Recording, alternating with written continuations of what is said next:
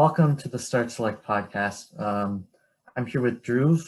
This is episode 4, I believe is the number. We skipped last week by accident, but we're here and we have 2 weeks of news to cover, so I think we should get right into it. So it really sucks because the past 3 episodes, they kept getting longer, so we were like, you know what, next week it's going to be a real short one, but now we have 2 weeks of stuff to cover. Yeah. So this might be the longest one yet, probably. Hopefully not, but... No, a lot of this stuff we can just talk about for like a minute and then leave. This is a long list, though. Yeah, okay. Hi. You introduce the first one. Yeah, okay, so some Activision devs are leaving to make Atari 2600 games as Audacity Games. That's pretty cool. Yeah. The new studio includes the co-founder, David Crane, known for David Crane's Pitfall, and Dan and Gary Kitchen.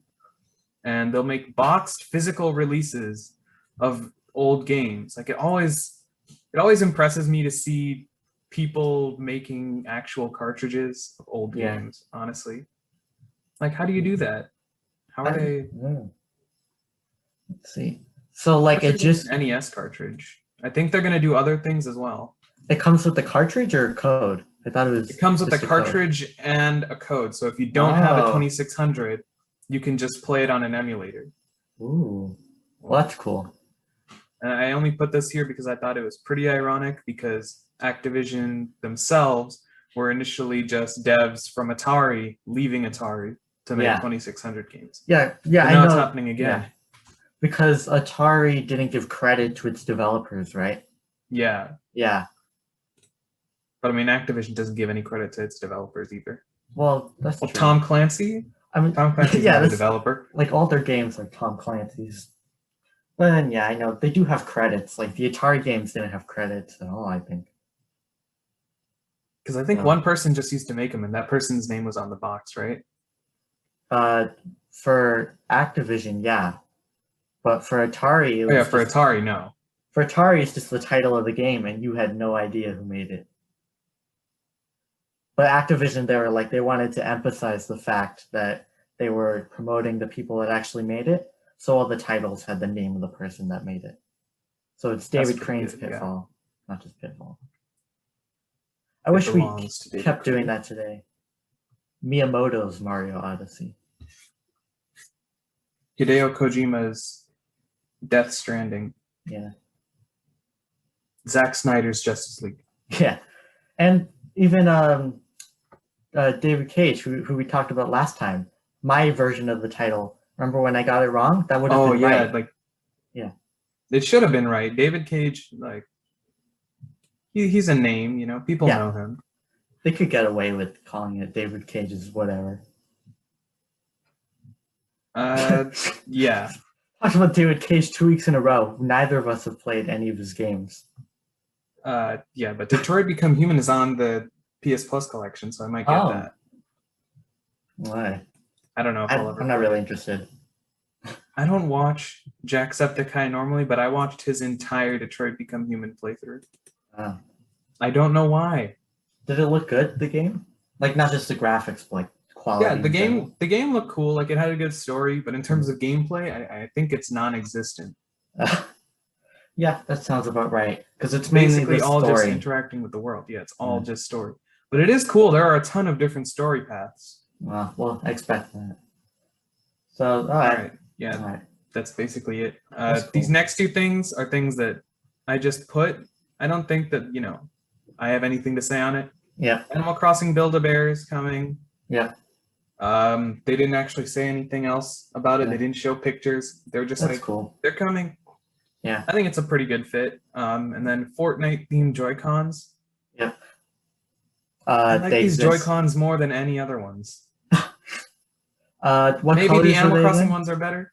I think they're blue and yellow. Blue and yellow. The Fortnite Joy-Cons, Yeah, they do look good.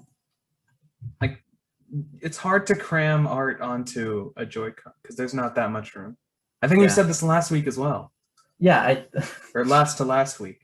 One of the times I think we've talked about how it's hard to make Joy-Con themed controllers. You can basically only do colors, but yeah, They made the home button one of the banana's eyes. Oh, that's cool. I stopped playing after they added the banana. I was like, this is too much. I'm out. I haven't played it in forever. Is this another thing we've already talked about, or?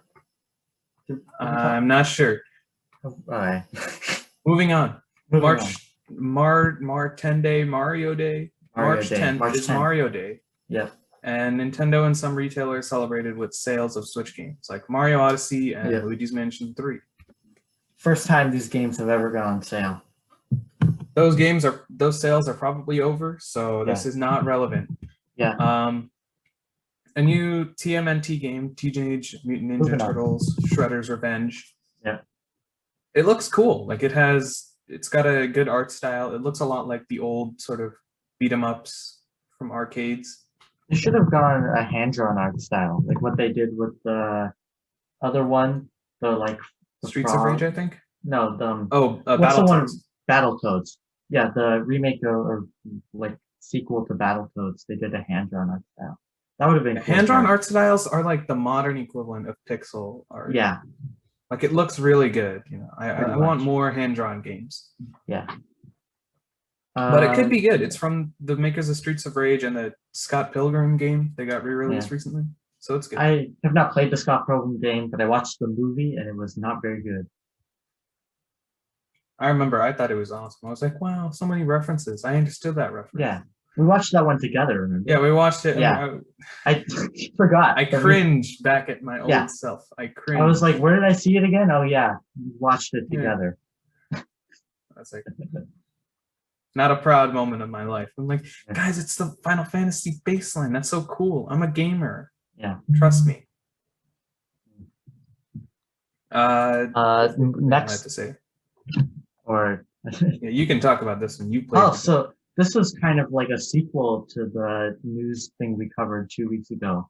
But the Tsushima mayor wants to make every PlayStation developer an ambassador. So, first, it's a mayor. Tsushima is a city. I think it's a city now. Isn't it multiple cities on one island? The island's name is Tsushima. I think it might have used to have been Tsushima, and now there's a city called Tsushima. Oh, so are you sure the name of the island is different now? I have no idea. I think it's like an island of Tsushima with a city called Tsushima. Or does mayor mean something different in Japan? I think it's just a city. I'm not sure. I just saw the headline and I was like, okay, this is interesting. Well, I guess it's the news article we got it from that's wrong, not us. So the quote from the mayor is, "I would really like to appoint all the Sucker Punch, SIE, Sony Interactive Entertainment, and game users who are involved in the work as tourism ambassadors." Wow, what a nice guy. Yeah. Sounds like such a nice guy. He's like, oh, thank you for, spreading the name and history of Tsushima. They said that last week. Does he know how many people worked on that game? It's like hundreds of people. Yeah. But I mean, it doesn't matter. They're tourism ambassadors, right? It's not like an actual ambassador where they're working at an embassy. So I wonder if he just thinks it's like a couple people, like 10. It's like, wow, 10 people made this game. That's so impressive, Yeah. Interesting. Who's going to break the news to him? Yeah. It's like, man, we can't have this many people. Yeah. I guess that's very nice of them. It's a lot of people, though. I don't think it's actually going to happen. I think they're just going to do the major devs. Yeah. Or they're not going to do anyone else. And this is just like a press thing. Being like, we would like to, but we're not going to. Sad. It's okay, though. Another Ghost of Tsushima related thing. It has one of the highest completion rates of any PlayStation open world game. What's it at? 50.2%? That's pretty good. That's actually more than 50%. It's really impressive for any game. Of course, when I heard of game completion rates, I was so surprised. I was like, what? Yeah. Over half of people aren't even beating the game? Yeah. What are you doing instead? I started playing this game and, I paid money for it, but I'm not going to finish it. The highest completion rate on PlayStation is The Last of Us 2. And last time I checked, that was at 60-something%. So still less than 2/3 of people have beaten that. Yeah, and I think the like another new IP open world game, it was Horizon Zero Dawn. That's got a 34% completion rate. It's very disappointing. That's like if you own the game and haven't played it or haven't beat it, then beat it. Yeah. Actually, we'll be hearing some more about Horizon Zero Dawn in a bit. Ooh. Foreshadowing? Foreshadowing. Yeah, that's what that is. That's cool. Maybe we can get character development next. I'm glad Tsushima has Ghost of Tsushima has such a good completion rate and people are playing it. It's a good game. It a shorter game? I hear a lot of people saying it's a shorter game. No, it's like the same length as Horizon pretty much. They're both around 30 hours. I heard a lot of people talking about like, see, this is why we should have more short open world experiences so that more people can finish them. I don't know where those people are getting that from. I think it took me around the same amount of time to beat both. That's weird then. So, but I imagine if you rush through them, then Ghost of Tsushima is shorter. Because you played a lot of side quests, right? Yeah, I did a lot of side stuff, but I didn't do any side stuff in Horizon. So yeah, Horizon side stuff wasn't good. Yeah, like when you were playing Ghost of Tsushima, I was playing Horizon, and you were like, "Wow, these side quests are so amazing." So I tried one Horizon side quest, and it wasn't good. It was just, oh man, a sword. Somebody stole a sword, and I had to get the sword, and it was not a good. No. Whatever. Well, that sounds kind of like a Ghost of Tsushima side quest, but they're a lot cooler, I promise. They better be. Yeah, they're awesome. They're really cool. I like them. Next, another example of PS5's Kraken compression. That is, Kraken is the name of the compression system the PS5 uses to make games smaller and take up less space. So Crash 4 on PS4 is around 45 gigabytes, and on PS5 it's around 20. So that's cool. I like that games are getting smaller now. That's crazy though. It has a lot of other stuff in it, right? Like the activity card, DualSense support, better graphics, right? Yeah. Like I remember when the PS5 sort of got revealed, people were like, "Oh man, this storage is really small." When it came out, and we found out how much of the storage was taken up by the OS, we're like, "Yeah, now it's really, really small." Yeah. But like, Control wasn't that big either. Yeah. Now Crash is 20 gigabytes. Like, it's not looking that bad anymore. Even Hitman 3, which came out on PS4, was smaller than Hitman 2. So that's I'm glad developers are prioritizing smaller games, except for Activision, of course, with the Call of Duty games. Now, like Call of Duty, you will no longer be able to have both COD, Black Ops, Cold War, and Warzone on the same base PS4. Sorry, guys, it's just not going to fit. Yeah. Warzone, Modern Warfare, and Black Ops all can't fit, that's just kind of sad, honestly, because I kind of want to get into Warzone. It looks like a lot of fun, but the storage space is just so intimidating that I just don't want to. Yeah, I can't warrant taking up that much space for one game. Yeah, it's painful because it looks so much fun, but I'm like, I can't. This is why you should play Fortnite. No, never. Okay. Come on, I need another multiplayer game other than Overwatch. Well, we've played CSGO. Yeah, CSGO, but like on console. CSGO is fine, though. Yeah. It's good. Good. Get Battlefront 2. That's a fun one. I have that on PS4. Fine. Maybe I'll get Battlefront. No. Sorry, it's EA. It's actually like a good game, though. No, I'm a gamer. I'm a gamer, and us gamers, we hate EA. Well, I'm a gamer, and I like EA. So you're a fake gamer. You should go on one of those shows, find out who the fake gamer is, and be like, it would be me. Yeah, I mean, if you were on one of those and I didn't know you, I would have guessed you. Yeah, I think I would guess me also. That's just who you are. Yeah. Whatever. Moving on, PlayStation's Play at Home initiative. It continues. Last year, they were like, "Oh yeah, we're gonna be giving out games to help you guys get through COVID," and they did it once, and then they just kind of forgot about it. They gave out Uncharted Nathan Drake Collection in June. That was good. I got them. I bought that one like a couple months earlier, so that's embarrassing. I mean, I really like it. Like, it's absolutely free. You don't even need to have a console. I didn't have a PS4 at the time. Yeah, that's I true. just made an account and I just got it for free. Yeah, which is insane when you compare it to the competition, like particularly Nintendo. Nintendo's not going to give out anything for free. They'll be like, yeah, now they less give to out Jump someone- Rope Challenge, so Yeah. you don't have anything on Nintendo. They give out Jump Rope Challenge. Mm. Look how generous they are. So generous. I can't should be believe they would thankful. be so Yeah. nice. Yeah. You should be thankful. And it was a limited release too. Oh my gosh, extra special. It was initially a limited release, and they were like, you know what? We have decided to not make it a limited release because you guys actually played the game. People just love Jump Rope Challenge so much. It was like the best game of the year. And they were like, okay, I guess we can go out of our way and not get rid of it. Yeah, but meanwhile, Mario, they're like, Yeah. they're not even hiding it anymore. They're explicitly saying, like, remember to pick up Mario 3D All-Stars, Yeah, guys. It's only saw around that. until the end of the month. They literally said that.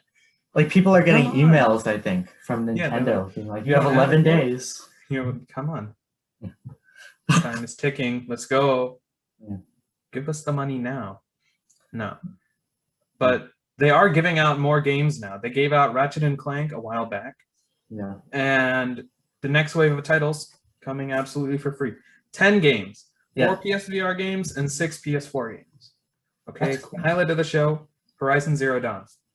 The Ooh. complete edition too. It has all the DLC. You bought That's it, pretty good. and you. Yeah, I bought it for like maybe $6 on Black It's Friday. okay. There's a bunch of stuff in here that I bought that. Yeah. You bought for you it hurts because you bought Thumper Yeah. very recently. I bought Thumper. I bought Nathan Drake Collection. I bought Ratchet and Clank. All that stuff has been given away for free at this point. So. Yeah. It's your loss. It's your Sad. fault now. Don't just stop buying games. Oh, right. I forgot. Just don't buy anything, and then you can Just get it. don't all for buy free. anything, and it will be given away for free eventually. Yeah. Okay, but yeah, it's good. You know, it'll be available starting April 19th and ending on May 14th. Oh. And the other games include Abzu, Res Infinite, Enter the Gungeon, Subnautica, The Witness, Astrobot Rescue Mission, Moss, Thumper, and Paper Beast. I Available bought from- Astrobot too. So. Oh yeah, man, you're just getting ripped off now. It's fine though. All that stuff was like a year ago. Like so. Yeah. Still, that's pretty good. Like, I'm Yeah. definitely gonna pick up these. I'm I'm interested probably in some gonna of play them. through a lot of these. Abzu, Enter the Gungeon, Subnautica. The Witness made me very angry on PC, but maybe on console. It doesn't look interesting to me. I think I'll get Moss and Enter the Gungeon and probably Res Infinite, just because that's the developer of Tetris Effect, I believe. So, Oh, it is? I think so. I could be Okay, then wrong I guess about I'm that. playing Res Infinite then. Yeah, Abzu. I think I got that one on Xbox when I had Game Pass for like a couple months, and it was pretty good. Subnautica, I don't know. I guess I'll get that just because it's free, but I don't think I'll play it. So yeah, this is a pretty good lineup. I can finally play Thumper too. Like, wow. Yeah, it's good. You could talk about it on the podcast. Yeah. Yeah. And they're giving out 4 PSVR games, which I think could it be sort of like trying to give people a few games to play on the PSVR 2 if it's backwards compatible? Could be. I don't know. Maybe. I just think it's a bonus. Like, I don't think they're thinking of it like that. They're just like, some people have PSVRs, so let's just give away some of those games for free. I hope they're doing it so that, you know, if you buy a PSVR, you'll have something to play at least. Well, they'll probably do it again when the PSVR 2 actually comes out. Like they'll give or at the very least, they'll have a sale probably. Yeah. That is, if it's backwards compatible at all. I hope it better be. Otherwise, It probably will because Yeah. those are PS4 games, right? So yeah, should work fine, right? gotta be. Like, what's the point if it isn't? The point is to sell the games again, Aidan. That's the point. Yeah. That's what Nintendo would do if they did VR. It wouldn't be backwards compatible. It's not about being pro-consumer. It's about the money. It's inverse Joker. Yeah. It is about the money. It's not about the message. Yeah. Yeah. Okay, so next, you cover this one, I think. Yeah.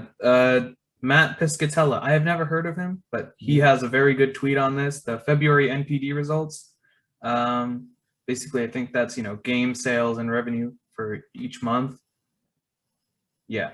So consumer spending, $4.6 billion. That's a 35% increase from last year's February. Is that per person or total? Yeah, probably per person, I think. Okay. Because I know I spent around that much, but I'm not sure about you. So. No, I'm about the same too, Yeah. You and I, we're not so different. Yeah, maybe a little more for me. Maybe. Yeah, maybe a little less for me, so it sort of averages out. Yeah. No, but this is in total. That's pretty good though. That's a lot of money. Yeah, that is a lot. Is this for 1 year or a month? It's a month. A month, yeah. Month of February, yes. You said that. I don't know. I guess I wasn't paying attention. Yeah. I was thinking of that funny joke where I was like, per person or totally? The joke clouded your judgment, Aidan. Yeah. So that's pretty taken cool. Over you. That's a lot of money for 1 month where they didn't release anything. Wait, no, they did. There was 3D World. Bowser's Fury. Yes. Yeah, so the Nintendo Switch was the best-selling hardware platform in both units and dollars this month. Yep. Unit and dollar sales of the Switch hardware in February were the highest for any platform in a February month since the Nintendo Wii in 2009. Wow. Like the Wii, I don't know how much the Wii was a craze because I wasn't paying attention to games back then. But why February 2009 specifically? Was there like a game that came out then that was just insane? Maybe, I think. Might have just been when the Wii was like really picking up steam. That would have been like 4 years after the Wii came out though. Oh yeah. So I don't think so. Because Brawl and Galaxy would have been out at this point. Galaxy 2 would have been coming out in like over a year, so never mind. I don't know why. Yeah, I don't know why this February in particular was so high, but whatever. Yeah. Maybe it's just because it was the Wii and the Wii was insane. Yeah, could have been. But Switch hardware now exceeds the DS's lifetime sales. So congratulations, Nintendo really? Switch. So it's at over 100 million now? Is that? Wait, I'm not sure. I might have made a typo and it might be 3DS. Oh, yeah. But 3DS, it passed last year, I think, or a couple years ago. DS would mean it's at over 100 million, I think. DS would mean actually it's over like 150 million. Okay, yeah, never mind. You know what? Did you just make that up? No, I didn't make it up. Yeah. Ask Matt Piscatella, okay? It's not my fault. I think he meant that the Switch sold more this month than the DS did this month. Yes. I think that's what he was saying. Oh, it's talking about total lifetime dollar sales, not unit sales. So the Switch is more expensive. Right. Yeah. Yeah. And then speaking of dollar sales, the PS5 is the fastest selling hardware platform in US history when considering dollar sales after 4 months in the market. That's pretty cool. The thing I think about though is like how many of these are just scalpers? How many of these consoles are just sitting around not being used? Probably like 90%, 99%. It saddens me greatly because then it's like, do people actually want this console? Is it actually doing well, or is it just nobody cares? I mean, people clearly care if a bunch of scalpers are buying it. Well, yeah, that's true. Yeah, they want to buy something no one cares about, like the Xbox. Oh. No, you're supposed to be the pro Xbox person. Oh, right. Yeah, I forgot. I'm supposed to be just such a good jab at Xbox. I had to say it. Yeah. I'll admit that was a good one. Yeah. Yeah. Are people scalping the Xbox, actually? I haven't been paying attention to that. I don't know. I don't think so. I saw a Series S on the Microsoft Store up for like an hour. Oh. So I guess... nobody wants the Xbox. Case closed, ladies and gentlemen. Shut the company down. It's over. Yeah. So Yeah. next, Square Enix presents. Was this like a direct thing, like a Nintendo Sort Direct of, yeah. thing? Alright. So we got Just Cause and Hitman mobile games. So I don't know about the Just Cause one, but the Hitman one, it's gonna be like a sniper game, which is pretty cool. I'm excited for that because I like the sniper maps they have in the current Hitman games. So it'd be cool to play those on the go. New AR Space Invaders game. Okay. That's, What do you mean, okay?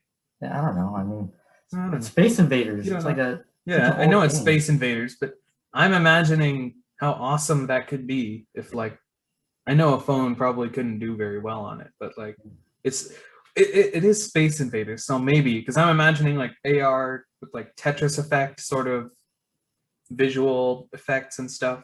I hope they do it like Face Raiders, where you can put people's faces onto the ships and then you shoot them. It's the gameplay of Space. Oh wait, I was thinking of Pac-Man Championship Edition. What? Why are you thinking of Pac-Man? Because they're both arcade games with mobile things, and Space Pac-Man had like very flashy graphics. So Space Invaders is the one where you're shooting the ships and you're at the bottom and they're at the top and they're coming toward you. Yeah, but yeah, I'm thinking like a Pac-Man Champion Edition sort of visual style where they make it look really cool. Oh, yeah, I guess.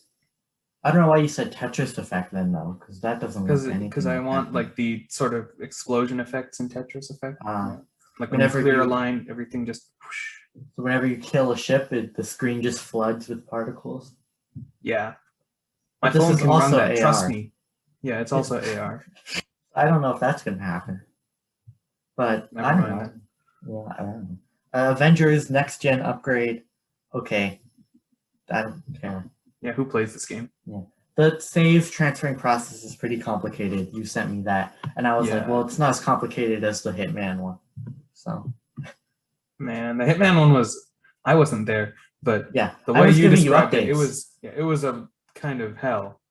Yeah, it took me like a full day to transfer, and it crashed several times. People have been taking smart delivery for granted, but like now when you actually have to, transfer a save over on both, it's a nightmare. Okay, like come on, there are so many steps on PS5 and with Xbox. Oh, just update the game. There you go. Also, the Hitman games require a server connection, so like it couldn't have been that hard to just have it be automatic. Like probably they don't require a server connection. They do. They require you to be connected to the internet. I think I played offline before. Yeah, but then it doesn't save like your like progress, your stats, achievements. Yeah. So you need to be online for all that stuff to save. And that's kind of an important part, like the achievements you get and the level up and experience. Okay, well, Hitman was the game that I just play whenever Overwatch is, my internet would just not cooperate. So I'd be like, okay, you know what? I'm not playing Overwatch anymore. Time to play Hitman. Well, that explains it. I guess it doesn't matter for you anyway, because you're going to have to restart when you put the levels into Hitman 2 anyway. Wait, what? I have to restart? No. Like your progress from Hitman 1 go into Hitman 2. But you don't have to play the levels again. Can I transfer my progress from Hitman 1 to Hitman 3? No. This is going to be a mess. It's only 1 to 2 and then 2 to 3. This is going to be a mess when I get Hitman 3. So right now I have 1 and 2. Yep. So I'll play 1, then I'll get 2 transferred 1 to 2. The process from 1 to 2 is easy. You just need to download the DLC for 2. And then that's it. You're done. Then take Hitman 2 with Hitman 1 and then put that into Hitman 3. This is... Come on, IOI. Fix your game. Yeah. It's a horrible process. But I got it done, even though it didn't really work completely. But it's done. I did it. The worst is behind you now. Yeah. Yeah. The Black Panther expansion came to Avengers. They also gave an outline of all the updates they're putting into the game. They finally have an actual roadmap for this is what we're gonna do and when we're gonna do it. Sure, the game still sucks, but it's cool that they're doing that. Yeah. A new Life is Strange game that Yeah. was spoiled before the show. True Colors. The protagonist can feel the emotions of other Trolls. people. The Trolls movie. It's like a song from that movie, True Colors. By Justin Timberlake. I think I've suppressed everything in the Trolls movie. Okay, Oh. I don't know what you're talking about. It's a fantastic movie. You need to watch it. No, it's not. No. It's pretty bad. The second one I kind of like, though. I only like the second one because it started with Daft Punk. Yeah. Yeah. I guess we have a mutual agreement for the second one, then. No. I still hate it. Like, it started with Daft Punk, sure, but then every single thing after it was just terrible. Oh. It's the kind of stuff that children enjoy, you know. Fine. Well, yeah, it's a good children's movie. Like, it's not. You know, you have different standards for children's movie. You can't go and expect Zack Snyder's Justice League. Yeah, I can't. Whenever I watch a children's movie, I have to ask myself, you know, would Martin Scorsese approve? Yeah. What would Zack Snyder do with this movie? What would Zack Snyder say, you know? Yeah. This isn't even in a 4:3 aspect ratio. Why am I watching this? Yeah, the artist's, the director's original creative vision was not preserved. Yeah. Why is it in color? This is terrible. Yeah. It's horrible. Superman doesn't even have a mullet. Spoilers. No, he doesn't in the movie, but Zack Snyder wanted to give him a mullet. Oh. Yeah. Because in the comics, when Superman comes back to life, he has a mullet. So Snyder wanted to put that in the movie, but then Warner Bros. Was like, nope, we're not doing that. Which makes sense, because it's stupid, but it would have been cool. Moving on, I don't want to talk about Superman's mullet anymore. Okay. Yeah. Fair enough. I don't know. Wait, did you even talk about what the premise of the game is? No, because I did not pay attention. I don't care about Life is Strange. You wrote it down right here, so the protagonist can feel the emotions of other people. So they have the power of empathy. The power of empathy. This is a snowflake game. Is this a way of saying like is this a way of saying Square Enix learned how to write emotion for their characters? I'm not sure. I don't know what it means. Again, I didn't pay attention. I don't care about Life is Strange. Yeah, but neither do I. There's speaking of Life is Strange, the series that I love so much. Let's talk about it some more. There's a remastered collection. Oh, great. It includes Life is Strange, the first one, and Before the Storm. Before the Storm? What kind of name is that? Aren't these like story games? Yes. Before the Storm sounds like a action thing. Yeah, that's where all the people get superpowers and make a storm. Oh, are you making that up, or is that actually from Life is Strange? I don't know. Again, okay. I don't know anything about Life is Strange. I don't. What is this? It doesn't matter. Moving on to something I do care about, though. Project Athia, given the final name of Forspoken. Oh. Ooh, it looked so cool. Yeah. I think it did. Like, what did you think? Did you see I don't know. I didn't see it. No. Oh, come on. What is it? Is it like open world or? I'm not sure if it's open world, but like they showed a tiny bit of gameplay and it looks so cool. Like the movement, it's really fast. It's fluid. Third person or first person? Third person. Third person. Like Dark Souls or like? No, it's not Dark Souls.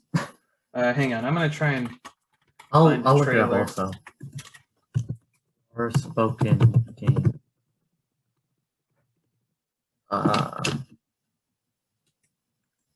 This does look like an open world game. I think the movement looks really cool. Reminds me of Solar Ash that we talked about. This kind of looks like Final Fantasy. Like the newer ones. Well, I mean, it is Square Enix, so. Oh, right. Yeah. Well, I guess it's even more accurate to what I was saying. Looks fine, I guess. I probably won't play it. It doesn't seem like my kind of thing. But will you get it? Not at launch, but probably a while after. Yeah. The well, movement looks good. Like, I think if they make the movement good, right? If they keep the movement flowing-ish, flowy, and then they make the combat satisfying, this will be a masterpiece. Well, I think that's a little early to say. But Yeah, I know. But I want it to game be. of all time. The Zack Snyder's Justice League of video games. Yeah. Next up, the next Square Enix present will be in the summer. Does that mean like E3 or just like summer in general? Somewhere in the summer. I think it's probably going to be around E3 time. Right. Then again, E3 time means nothing anymore. They're doing E3 still, right? E3 still happening? I think, maybe. But then Jeff Keighley is also doing his thing, right? Yeah. The summer It will be it'll be like a test of loyalty, you know, who will you choose? I think everyone's going to go with the game thing, and Nintendo will stick with E3, and it'll be just them at E3. Yeah, Nintendo will be all alone at E3. No one will care. Yeah. It'll be so sad. They'll be off with like WWE 2K Battlegrounds 22. Yeah. Yeah. I hope they make a sequel to that. Okay, you're the Xbox defender. So no, you've just made that up today. I've not defended Xbox previously on this podcast. Not on the podcast, but I know. Yeah. I know. I know that you're not as blatantly biased against them as I am. So this is news about Halo Infinite. We got a 45-minute Inside Infinite episode. So it'll have a day-night cycle. That's pretty cool. That'll change how enemies behave. So kind of like Minecraft, I guess. Halo Infinite is just going to be like Minecraft, you guys. Yeah. That's the first game I thought of. It's what Halo was missing. Yeah. Like the day-night cycle that changes how enemies behave. So, bioluminescent wildlife. Ooh, so like fireflies. Yeah.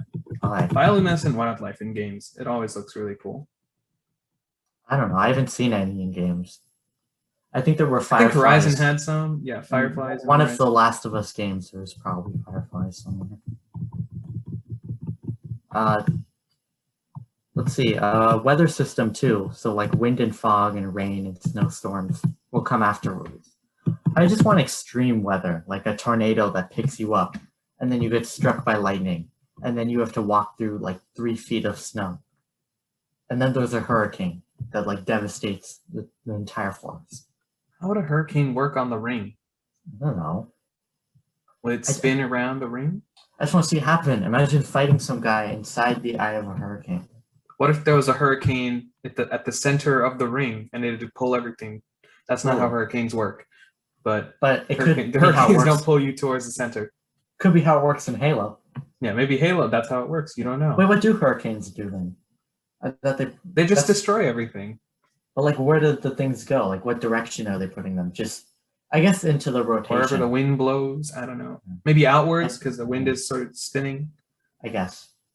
I don't know. I'm more of a tornado guy myself. No, really. You know, I'm personally more of a flaming wind column sort of guy. Ah, that's great. Yeah. I don't know. So it's mostly themed around the Pacific Northwest, whatever that means. What does that mean? Like sort of like the general sort of generic Halo that you'd expect, like, you know, forest, the tall trees. That's lame. Rocks. Just say it's gonna be like past Halo. Yeah. I don't know. Pacific Northwest is where Seattle is, right? That's where Xbox is based. Pacific Northwest. Yes. Yeah. Yeah. Great. Seattle. All right. Finally, I can explore Seattle on the Halo ring. Yeah. Finally, after all this time, Seattle is in a video game. That's funny because it was in Last of Us 2. I didn't play the game. I wouldn't know that. Yeah, well, I've told you that like several times. Seattle was in Last of Us 2. You have? Yeah.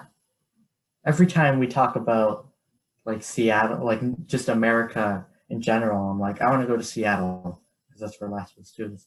You just not been paying attention? Let's talk about the non-Seattle biomes. Okay. So swamps, highlands, and war-torn deadlands. So like a desert, and there'll be like dead bodies there. I assume that's what war-torn deadlands means. This sounds pretty standard for what you'd expect from a video game. Yeah, but I mean, still pretty cool. What else? Let's see. Players will be able to explore caves and can explore points of interest, like UNCS Marine holdouts. Oh, no, SC. I don't know why I messed that up. Banished bases and Forerunner structures. So I know a little bit of Halo. Forerunner structures are like the people that were eliminated by the disease originally. They were, I think. Wow, Halo lore master. Dude, don't ask me. I'm not a Halo guy. Like, I'm not sure about that, but I think that sounds right. I remember because Forerunners, before the disease took place and killed them all. That sounds right. I don't know. That's cool, I guess. It's open world. You can explore stuff. It's groundbreaking. You'll be able to push people off the ring. Yes! This is the most exciting thing, okay? Talk about this. I was like, I want to drive off the ring, and you can do it. This is going to be amazing. This game. Yeah. Let's see. A reactive AI spawning system will be able to change the enemies you face depending on the weapons and vehicles you're using. What does that mean? So if you're using a gun, it'll spawn enemies that are weak to that gun or strong against that gun. Maybe, yeah, I think so.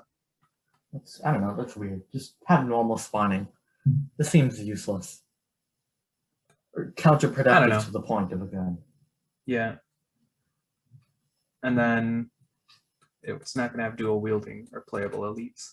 This means nothing to me. I don't. Well, dual wielding was in one of the Halos, I think. Probably 2.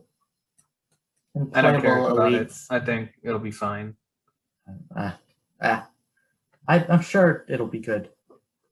Or it won't. The more I hear about this game, the more excited I get for it. Really. This sounds so good. This news isn't really that special, besides the pushing people off the ring thing. Now, I think, day-night cycle, bioluminescent wildlife, dynamic fog, right? All this stuff, will this game be good? I am genuinely hoping this game turns out really good. The June reveal was terrible, and I am not your number one Xbox fan, but yes, as we know. Yeah. I mostly hate Xbox. I'm sorry. Talk about this more. But I do. But yeah. I'll be able to truly, Yeah. I'll be able to truly freely express my opinion in a very angry manner. Yep. So next piece of news? Yeah, PSVR 2 controllers. Ooh, big news. Wow. Topics. They look so cool. Okay? Yeah. It's like an orb shape. I think they're weird. It's like an orb shape. The shape is so trippy to me. So because it's you're holding the stick, but then the stick has a circle around it. Yep. But the circle circles around and loops back into the stick. I don't know. I think you're getting confused over very little. Yeah. When you probably use it, it'll be very intuitive. But just looking at it, it looks really cool though. I think it looks. It looks like it'll snap almost immediately. Yeah. That's what I think of it. And it keeps the design style of the rest of the PS5 family of accessories. Not the colors really. No, it's black. Yeah. I think maybe the headset will be white. Well, that would just be weird if the headset's different than the controllers. Then I don't know. But it has the same sort of texture as some more of the black on the DualSense controller or on the Pulse 3D headphones. Right. It looks like that kind of black. Yeah. It's dumb. We'll have haptic feedback, adaptive triggers, and finger touch detection that can sense your thumb, index, or middle finger's position without pressing. Ooh. Yeah, that's pretty cool. That is cool. I think it's basically what we expected when they told us it'd have DualSense features, like we talked about. When we talked about this second episode, I think. Haptic feedback and the adaptive triggers. That's cool. I think that's going to be really cool, Yeah. And then each controller has 2 face buttons, an analog stick, and a set of shoulder buttons / triggers. Oh. People were mad about the 2 face buttons. Like, why are the 2 face buttons split? Are you kidding? Every VR controller is like this. No, that's not true. For the PSVR, it's all 4 face buttons on each controller. Oh, okay. Then that's probably why people are mad. But I think the 2 face buttons is fine. Yeah, I don't think you need that many buttons for VR. Yeah. Like, VR is all about touching things. Why would you want more buttons? Yeah. That just, no. Yeah. And the headset will track the controllers, and it will not have the camera and the orbs, which I did like. I missed the orbs already. Why do you miss the orbs? They were awesome. They're so squishy. Now the controller is the orb. Oh. Stupid. Add the orbs. They're so squishy. You could squeeze them. Okay, you can put the orb on your controller then. There you go. You could put the 2 orbs together and like press them into each other, and they would both like fold in. What? Yeah. Okay. That's. You could like. They were awesome. They're awesome. Okay, you have a very strong attachment to plastic spheres. It's like the best part of the controller. The best part of PSVR. The best part is the one that you don't even touch. Yeah. But of course, they're so amazing that you end up touching them more than the buttons. That's probably true. I probably touched the orbs more than the face buttons. I think PSVR 2 is going to be amazing. I don't know. It'll probably be fine.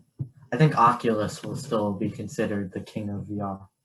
Probably. I mean, like the Oculus Quest 2, that is like $299, right? Yep.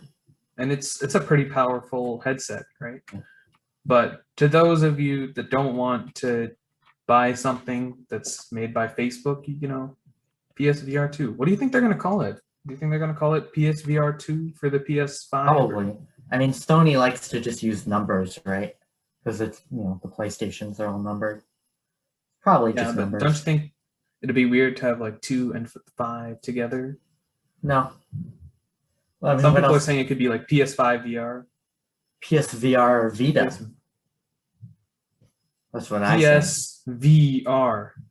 V as in 5, and the V will be larger on the box. PSVR HD. Ooh. Yeah. PSVR. I don't know. They could do the orb thingies have a name? No, I don't think so. No, they don't have an official name? Just orbs. Would you like to give them an official name? Yeah, Orbies. Orbies? Orbies. Okay, there you go. Yep. PlayStation, give us a call. We can negotiate the copyright. Yeah. Well, I mean, Orbies is already a thing, so they will. Yeah. So they won't be negotiating with us, sadly. But you should still negotiate with us anyway. Yeah. Even though it is pointless, you should still. We would like to be there in the room, or the Zoom call. I guess it would be. We can be moderators. Yeah. There you go. Next piece of news: Microsoft's Bethesda acquisition. It happened. It all worked out. Got approved by the EU, which I don't know. I mean, I don't understand why they have to approve this kind of stuff. I know, like, to prevent monopolies, but whatever. You know. Okay. All about Game Pass. I wrote that. Is why they did it. That's what Phil Spencer said. They did it because they wanted to get the Bethesda games on Game Pass. So, yeah. That, of course, implies that the future games will probably be cross-platform and still on PlayStation. No. I think they're going to be exclusive. Because like his quote is, if you're an Xbox customer, the thing I want you to know is that this is about delivering great exclusive games for you that ship on platforms where Game Pass exists. It'll probably be up to Bethesda, but they'll be like, maybe you might want to make an exclusive game. I think they're going to be exclusive now.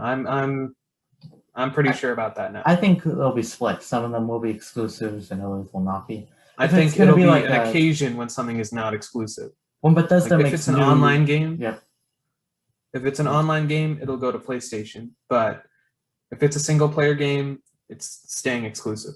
I think if it's like a new franchise, it'll be exclusive. But if it's a recognizable series like Elder Scrolls or Fallout, it'll probably go to PlayStation. And I don't think think the, so. I'm the Doom sorry, series but, is like- done now. Like I think they're done with the new Doom games. I think What? No. one of the They're developer. Yeah, I think the Doom Eternal is studio. amazing. I think the studio said that it's like the Doom Eternal was like the big finale of Man, modern Doom. I could be only wrong 2 about games that. and you just leave? Come on, you can't do that. Well, it's good. Now they'll be making a new IP, which might go to Xbox as an exclusive.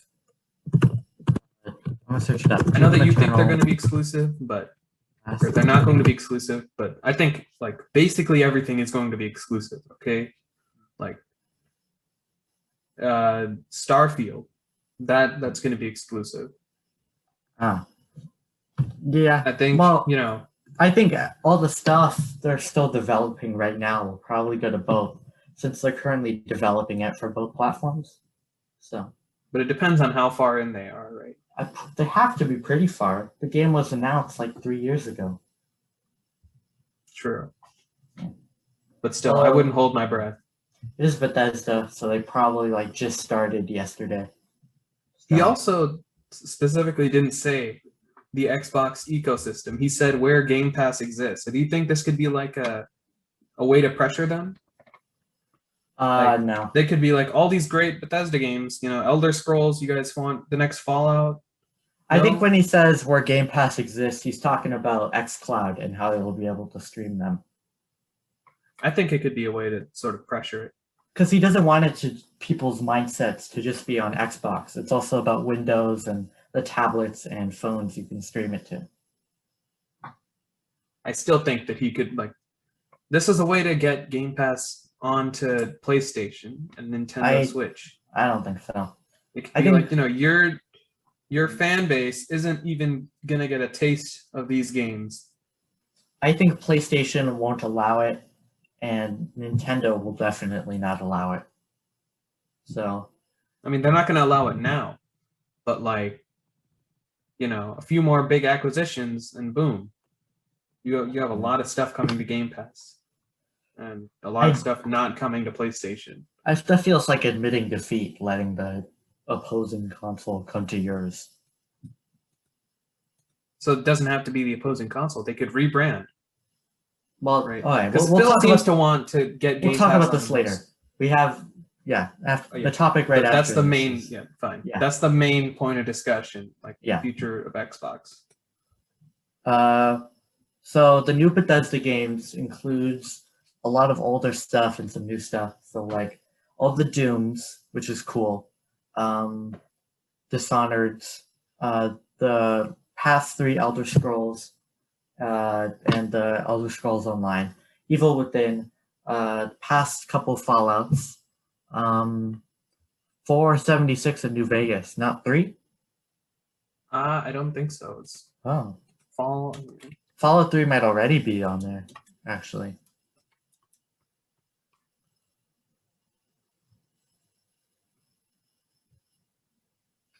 Yeah, I think Fallout 3 is not on Game Pass. Oh.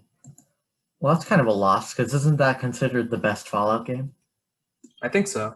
That kind of sucks. Wasn't there also a sequel to New Vegas? No, I think New Vegas people wanted a sequel, and so now that Bethesda and Obsidian are under the same studio, they could make New Vegas 2. Oh, okay. Right, But okay. people got excited. So also Prey, Rage 2, the first Wolfenstein, but not Wolfenstein 2. The Old Blood and Young Blood. Young Blood being like the DLC for Wolfenstein 2. So And I have no idea how the Wolfensteins are working now. They're just so many names now. wait, Wolfenstein 2 Game Pass. It's got to be coming to Game Pass, right? Gotta be on there. That's like coming soon to Xbox. Yeah, it's already on there. That's why.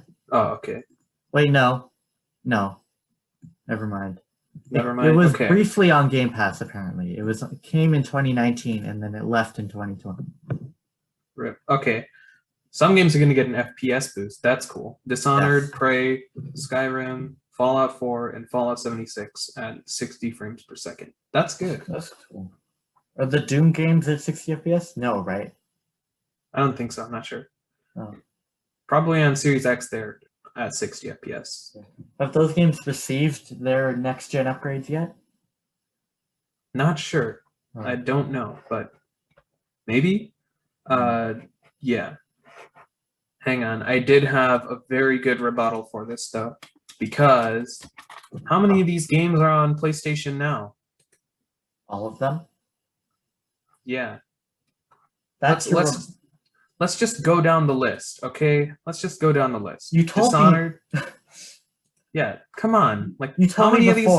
before we started recording this, you told me for this topic you have just an amazing rebuttal for this specific Yeah, this thing. is the amazing rebuttal. Your rebuttal being the stuff you can get for free on Xbox, you can pay for on PlayStation. This isn't free. You still have to pay for Game Pass. Yeah, but like, you know, it's free in the same way something going to Netflix makes it free. Like when something PS Now is the exact same way, though. Yeah, well, you know, when like still like when something comes to a streaming service, I'm just pointing out that, you know, all these games coming to Game Pass, it's not as impressive when you consider how many of these games are already on PS Now as well, which is a third as cheap. Oh, PS Now. I thought you were just PS talking Now. about, No. just in general, they're on PlayStation, come on. PlayStation. You thought this was my amazing rebuttal? No. Well, isn't PS Now games are only on there for a limited time and then they get removed? I'm not sure. I don't think so. A lot of these, like, that's the same for Xbox, but a lot of these games have been around for a while. Like, I'm pretty sure, you know, yeah, I don't know how many of these are, like, how long. It doesn't say how long they've been on here, but yeah. Like, let's just go down the list. You can see how I crushed you with facts and logic. Or is that what Ben Shapiro says? Yeah, that's not what he says, but it's what his like, you know, the titles say, his clickbait. Oh, okay. Let's see. Dishonored Definitive Edition and Dishonored 2. Dishonored and Dishonored 2 are on PS Now. Okay? Let's see. Doom. Yeah. I don't think the early Doom games are on there, but Doom 2016 is. Oh, but not Eternal? No. Let's see. The Elder Scrolls. That should be under T. Right? So the Elder Scrolls, they have... The Elder Scrolls 4 and Online are on Game Pass. The Evil Within 2 is also on Game Pass. Wait, I thought you were talking about PS Now. Or PS Now, yeah. Oh. That's why Skyrim isn't on there. Skyrim is on everything. Yeah, why is Skyrim not on PS Now? What's going on there? Well, it doesn't sound like PS Now has as much of the stuff as Game Pass Let's has. see. Fallout 3, 4, and New Vegas are on there. Ooh, that's cool. Prey is on there. Yeah. Is Rage on there? Rage and Rage 2 are on there. Oh. Then which Wolfenstein games? Just the New Order. You have been destroyed with facts and logic. Well. This isn't as impressive anymore. Well, the playing field is leveled now. If anything, Xbox has a bit of an advantage with Bethesda games now. Yeah, but like I'm still like when I first heard of it, right? I was like, wow, this is so impressive. You know, 20 games, and a lot of these are really good games, apparently, right? Yeah. I'm like, wow, 20 games. That's a really good deal. Yeah. And then I was like, just out of curiosity, how many of those are on PS Now? You know, nobody talks about that one. Yeah. And boom, so many of them are on PS Now. Well, like, PS it's not a bad also deal is considering, like, Game Pass is $180 a year, right? Yeah. PS Now is $60. Well, no, PS Now is not $60 a year. I think it is. No, it's $120 because you're paying 10. No, it might be $180 actually. Hang on. How much is PS Now every month? It's $99 a year. Okay. $99 a year. $100.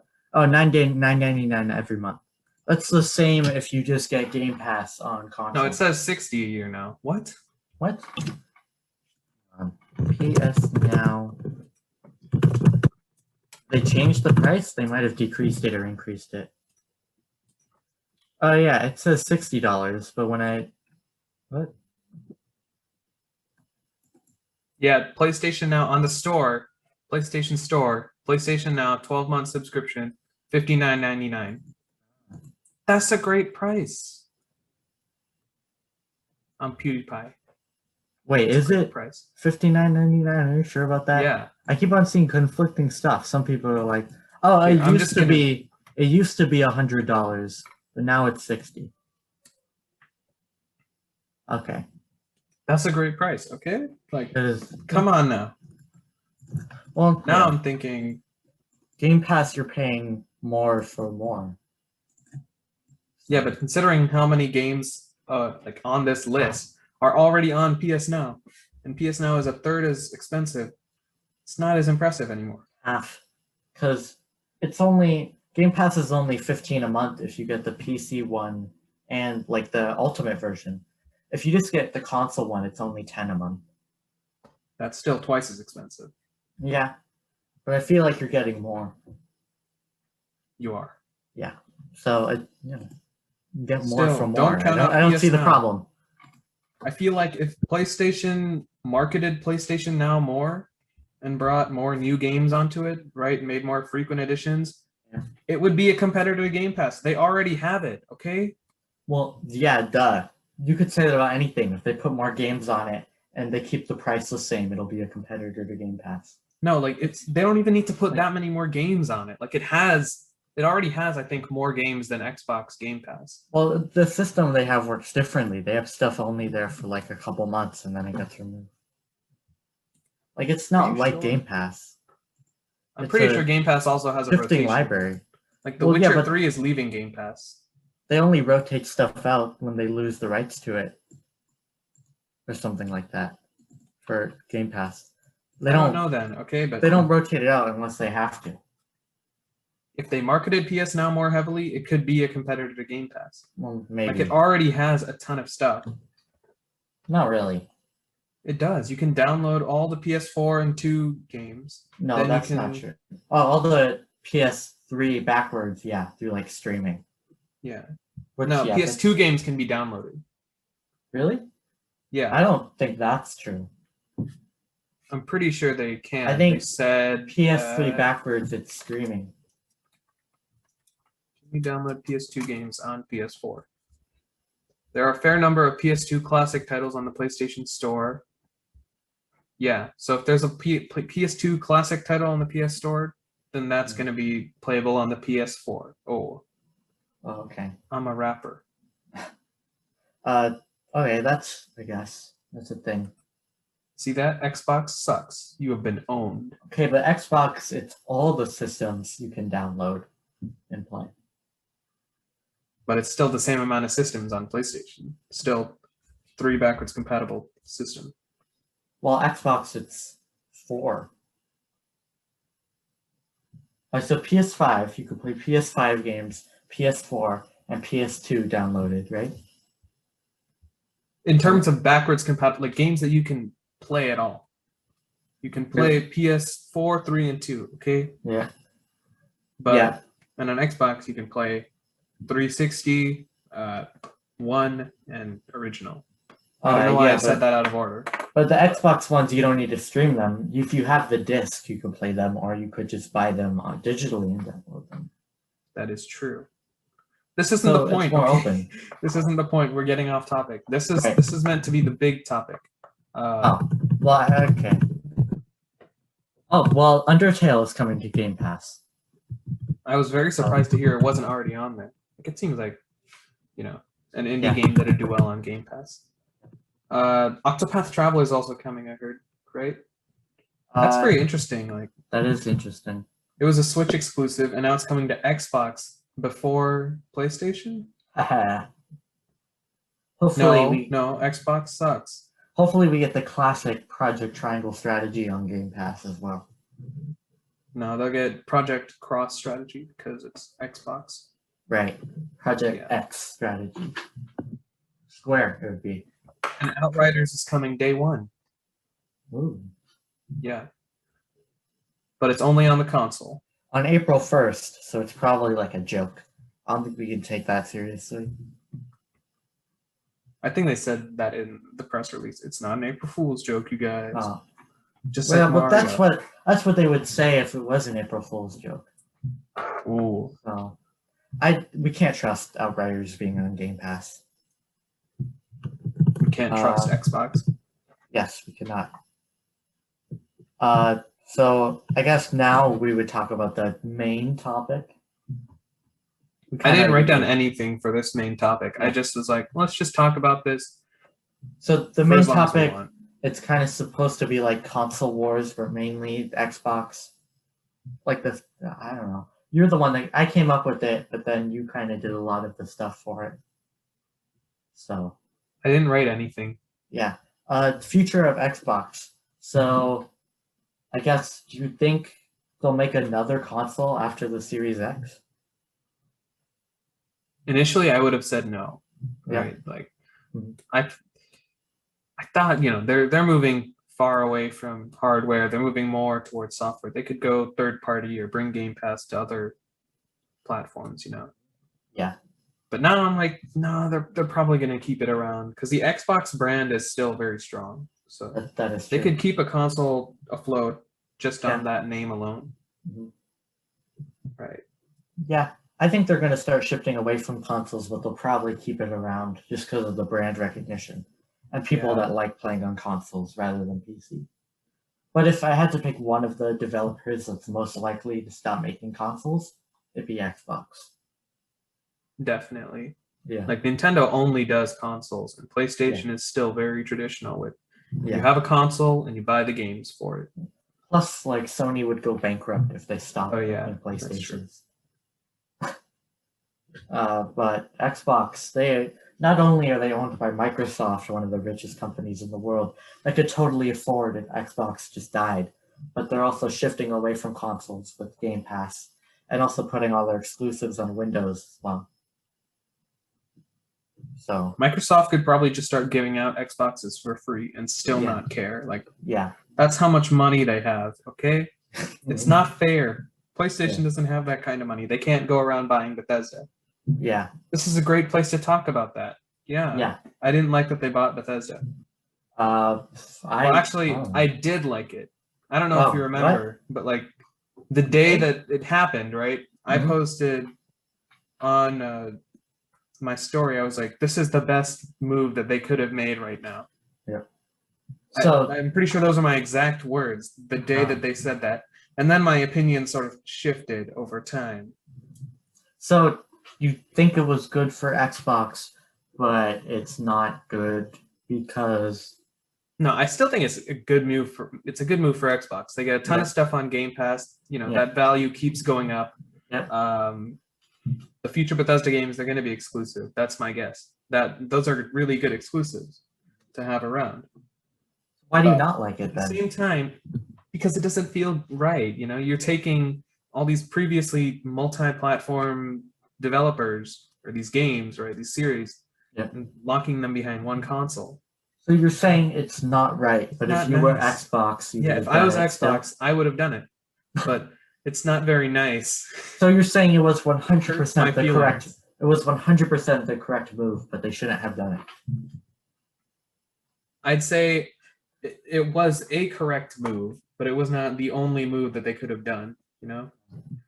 Like I don't like the idea of them being, I don't know, some executive sitting around a table being like, man, those games, we don't have many, compelling exclusives. We bought a ton of studios. They're still taking a ton of time to get games out. What do we do? And some people, somebody was just like, let's just buy our exclusives. Let's just buy tons of developers so we don't have to do the work ourselves. Well, I think it's fine to do that. That's just how businesses work. Yeah, I know it's how businesses work, but from, I hate to get into the console wars stuff, but no, actually, I don't hate to get into console wars. Come on now. You talk about this all the time, where what Sony does is they build bridges. They build their studios from the ground up, Or not exactly from the ground up, but they find small studios, right? And then they build, they help build them. Yeah. They grow them, they give them money to work on smaller projects or bigger projects. I mean, they I go think from that's smaller just projects to bigger a projects. money, not a way, not the only way. I don't know why I Yeah, said I know, money but there. it's like a really good way, okay? Yeah, it is a Like good it's way, worked but really well for them. They've it's gotten quality. yeah, it has worked for them, but it's not the only way that thing could work. I know, but I feel like that's just way better. Well, I think yes, it's an opinion. It is an opinion. Yeah, My opinion, and it's the right one. because I don't think there's anything wrong with just buying someone immediately and then forming a bond, like with, and I don't mind establishing it all that though, stuff because it's like, afterwards. it Just feels like getting, you're not doing it yourself. You're just brute forcing your way into getting more games, you're just guaranteeing that they're going to be making games for you from the start. And keep Yeah, but in I would mind, much the rather reasons Sony does it is also because they have less money. So they have to go to smaller studios and then work with them and then buy them. Because they can't just buy whoever they want. They have to be very precise with what they're getting. But Xbox has a lot more money, so they can afford to just buy everyone and then build. yeah, but Sony strategies work so much better. Well, Xbox, most of the studios they bought in haven't even released games yet. It hasn't been that long. True. Still, I mean, look at Insomniac. Okay, those guys got bought out in 2019 or something. Yeah. But they were working with PlayStation for literally decades. Yeah. Because they made Spyro and Resistance and Ratchet and Clank, right? Yeah. So these guys were working with them for literal decades, building that relationship, and in return they got quality exclusives. But if they had just bought them at the beginning, they probably would have made good games anyway, right? Yes, maybe. Okay. But Yeah. I don't really have a rebuttal for that. Give me a second. I'll think of one. In fact, Insomniac made Sunset Overdrive, which was an Xbox exclusive. Had PlayStation bought them early, that would have been a PlayStation exclusive. That's a good point. Help them. No, I'm right and you're wrong. That's how it works. Remember earlier when you were so confident with that rebuttal of the Game Pass Bethesda stuff? That was a good rebuttal. That is not an impressive move if I can get a lot of those games for cheaper. It was a fine rebuttal. It's just you seemed so excited about it when you told me you had a really good rebuttal. Yeah, I was thinking man, this is going to be the greatest thing ever. Yeah, you're thinking you'd be absolutely just decimated. You would not be able to argue. I was anymore. I might have to agree with him and just pretend that I believe what he's saying. So, but no, it was kind of lame. Kind of lame.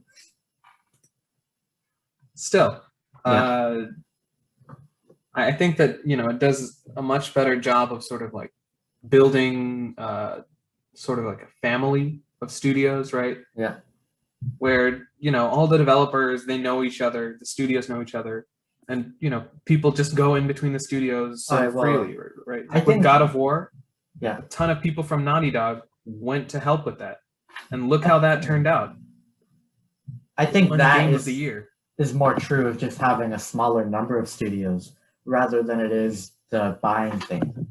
Because I think if PlayStation had more studios, they probably wouldn't be doing that. And if Xbox had less, they probably would be doing that. It's also because Sony has had all their studios for longer, while Xboxes have been more recent acquisitions.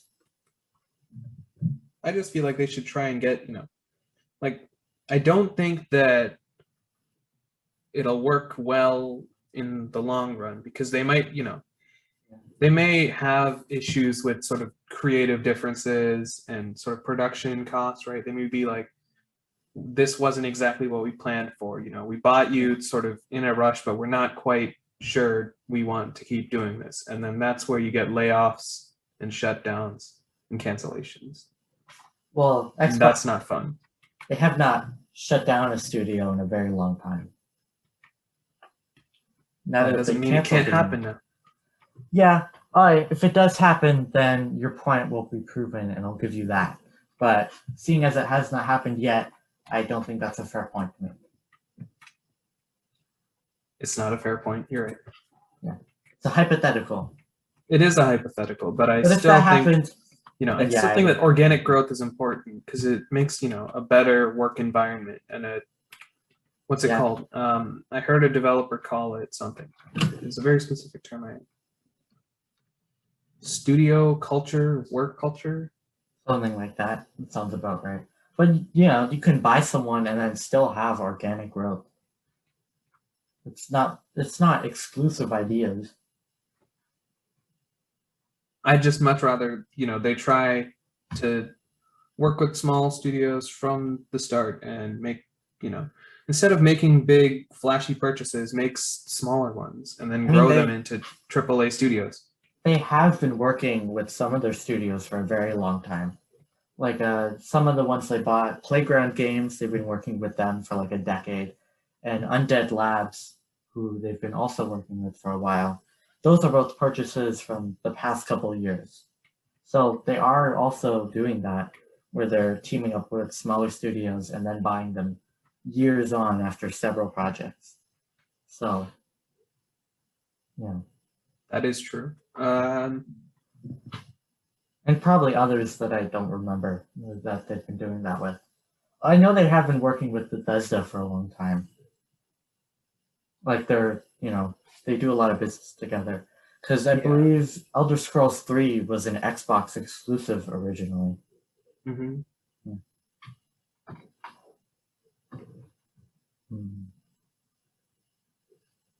Did I win? Did I win the discussion? Yeah, you won the discussion. Yes. But you did not change my opinion. I will say that you brought up some very good points. Yep. And they're still doing a lot of good things, right? Yep. I can still definitely commend them for a lot of the stuff that they do. Yeah. But I still think that organic growth from the beginning, getting just small stuff and working your way up, that is probably the best way you could go. Well, then I can't wait to discuss this again many more times. Yeah. Where we make the exact same points. Like, come on. What misses has Sony had in recent, like what, disappointing games have they had in recent memory? Days Gone. Okay, fine, you win. Also, some people would say Last of Us 2. So, but those people can't deal with the story. And also, I didn't like Miles Morales that much. Like, oh yeah, I did like it, but it wasn't like great like the first Spider-Man. Did you? Are you talking about like the story or the gameplay? Mainly the story. I think the gameplay was really good. Like it's a good game. It's just not as good as the original. But it's mainly the story that I didn't like. The gameplay I would say is actually better. I haven't played Miles Morales. Yeah. But yeah, it has a lot to live up to. The original, oh my god, that's a great game. Like, it is. Wow. It really makes you feel like Spider-Man. The gameplay in the world is better in Miles Morales. And they got rid of those dumb puzzles you have to do with like wow. Yeah. No, I like the puzzles. They were annoying. I like some of the puzzles. Like, the ones where you go to the Assassin's Creed tower and you do the thing.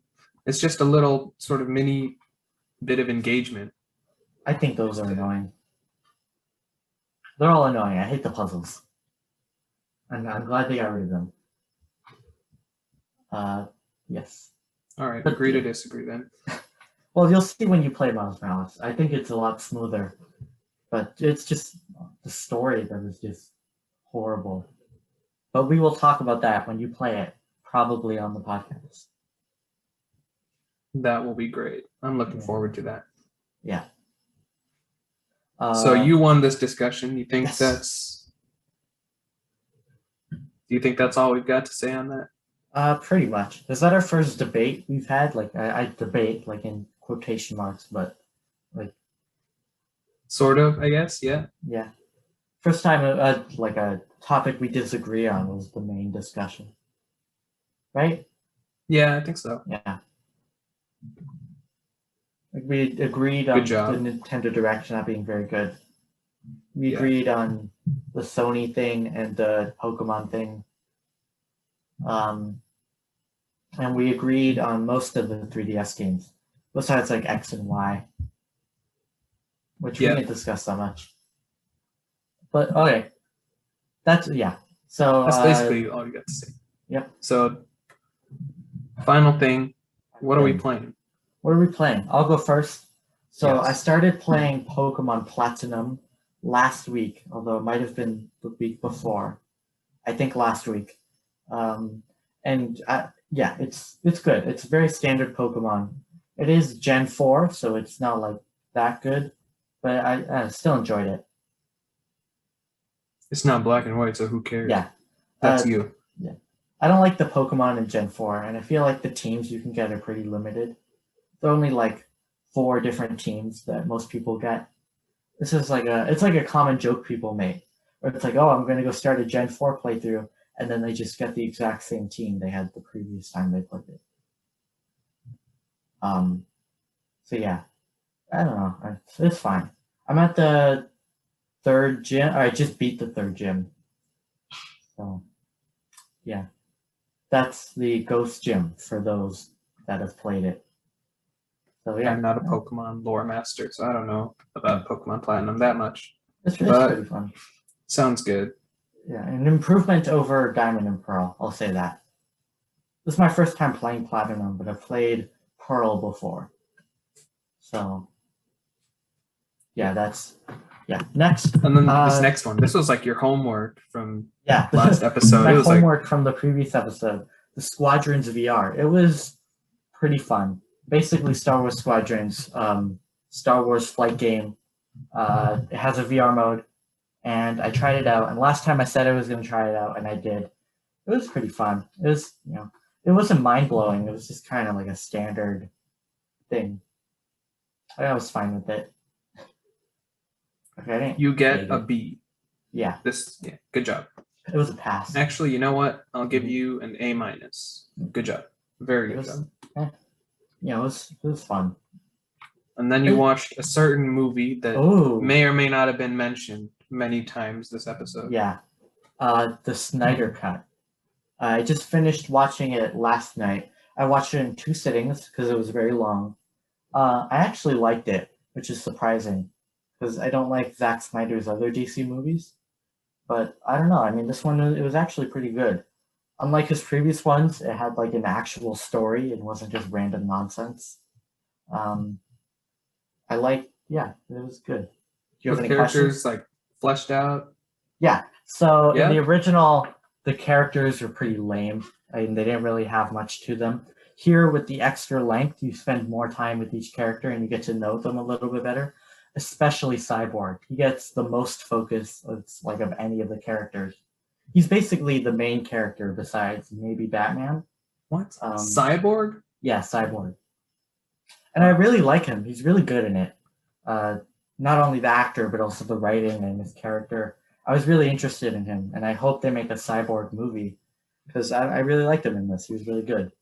The villain, Steppenwolf, he has a different design in this, which is much better than the original. His armor is a lot cooler. It has like this purple glint to it, and it's also kind of like moving around. And also he has like more motivation, and you actually kind of feel bad for him a bit. I won't spoil why, but I don't know. He felt more like a character, and not just like a big gray bad guy for the Justice League to kill. So, how would you rate it? Like, whether it be like blank out of blank, or this is a better movie than this one. I would say I'll do both. It's better than the original Justice League. It's better than all the other Snyder DC movies. But I would say it's below Wonder Woman and Shazam. So I did not see Wonder Woman, but Shazam was really good. I like that. Yeah, I would say Shazam is my favorite like DC universe movie in this little universe they built. Yeah, it's a good movie. I like Snyder Cut. Easily the most impressive part was the pacing and how they handled it being 4 hours. If you haven't seen it and you're worried about 4 hours, it sounds like a slog and it's going to be boring. they do a good job of going at a good pace, where it doesn't really feel like 4 hours. It goes by pretty fast. Yeah, the pacing it's really good. It's also split up into 6 parts, so you don't have to watch it all at once. You can like watch it part by part. I watched the first 2 parts and then most of part 3, and then I stopped there, and then I watched the rest of part 3 and then 4, 5, 6 in the second sitting. So would you recommend it to those listening? Yes, but not in one sitting, because that doesn't sound very healthy. But I will not be watching it because I will not get HBO Max. You should. This will be the new running joke. There will be no HBO Max in this house. Well, I don't know. We'll see. I'm trying to think of other things. Oh yeah, the parts. The way they break up the parts, I thought was really good, because each part ends after like an important moment, so it always feels like a good time to end it. There's never a time where it's like, why is this part over? I don't get it. Important moment as in like a cliffhanger or like a big action or like it's like an important thing in the plot. So like a big event. Yeah, so you know how in the original Steppenwolf you've seen the original, right? The original Justice League? No. Oh. I haven't yet, no. Oh, well, then never mind. But like basically whenever the villain gets a big thing accomplished, or the characters decide something, or when they defeat the bad guy, then that is one of the end of the parts, when they decide to form the league. That's pretty good. See, I am a great predictor. And then when they decide to resurrect Superman, I think is the end of part 4. So, what did you think of the 4:3 aspect ratio? I thought it was going to be super annoying going into it, but while I was watching it, it wasn't that annoying. I would have preferred to see it 16:9, just because I thought some of the visuals would have looked really cool on a bigger screen. Because Zack Snyder, he's definitely a visual director, and some of the visuals were really good, and it just would have been really cool to see them take up a whole screen. Because I have a 4K TV now, so it would have been cool to see that displayed like that. But I don't know, it didn't bother me that much. If that's how Zack Snyder wanted it, then I guess that's how we'll watch it. If it was in black and white, would you have been annoyed about it? Yes, definitely. Yes. It would have. The visuals were really good, and I think the black and white would have ruined that. And I think there isn't really a point to it being in black and white. There also wasn't a point for it being 4:3, but I don't know. It wasn't that bothering. I think the reason for 4:3 actually is because that's how they present it in IMAX. Like if you go to one of those theaters with like a giant screen, I think it's 4:3.